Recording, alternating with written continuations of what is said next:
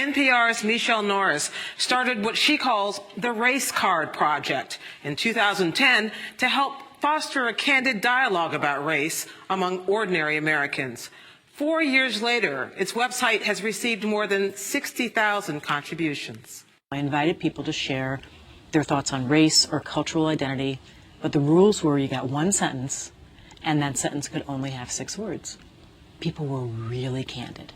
They could pack a lot into just 6 words, and they could say things that they wouldn't necessarily say out loud. But eventually, what I realized is that was like opening a spigot. People would send in 6 words, and we began asking for additional comments. And then at that point, it was like, oh, well, let me tell you what I meant by those 6 words. Here are 6 words someone sent you from Wisconsin. She said, flatly, "I'm afraid of most black men." Now, let's just think about that for a minute. That's not the kind of thing you normally would hear someone say out loud. And if you did, Right. you'd whip your head up. Did she just really say that? So she felt comfortable in saying that, but she explained what she meant by that. She said, I work in a library with a lot of African American patrons, and I tense up when black men come in, especially if there's a group of them together.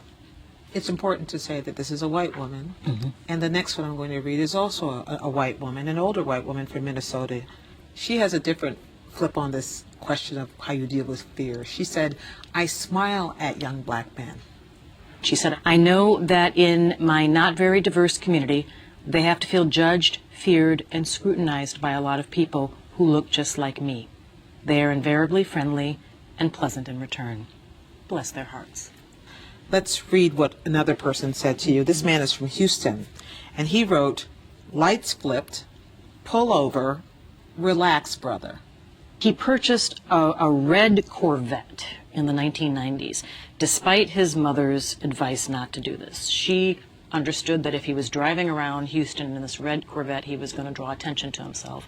And she was concerned that as a man of color, that he might already draw attention to himself simply because he was driving while black.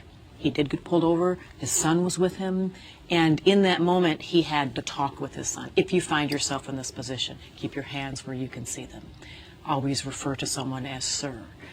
Don't do things that will call attention to yourself, like driving perhaps a red Corvette. But if he has the means to do that, why shouldn't he be able to drive a red Corvette? One of the interesting ones that caught my eye was someone from Texas who wrote in, "Hated for being a white cop." It was interesting to hear the point of view from police officers who talk about the assumptions that they face, that they, in many cases, join the police force because they want to protect and serve. And in many cases, when they walk into a room, they will talk about feeling a wall of hatred. So the anger and the mistrust and the nervousness that people of all races feel around race or around conflicts or around police action, it's pretty much universal. It's hard to say that anything is universal because there are so many individual points of view. That the challenge is figuring out how to have a conversation where a lot of people disagree with each other.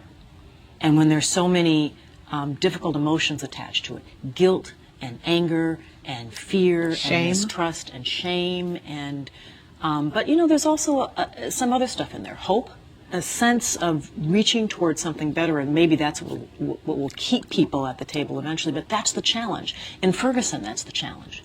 There are a lot of things that the town of Ferguson can't ignore, and because we all paid attention to what was happening in Ferguson, that it's hard for us to ignore, for everyone to ignore. But do we have the courage, do we have the stomach, you know, to stay in that conversation?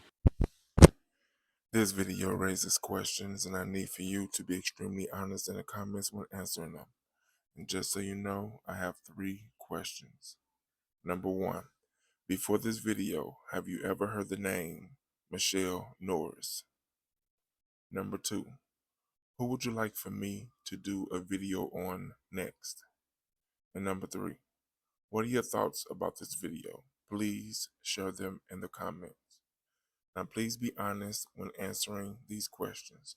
Share this video with anyone you deem necessary. And don't forget to like and subscribe to the channel.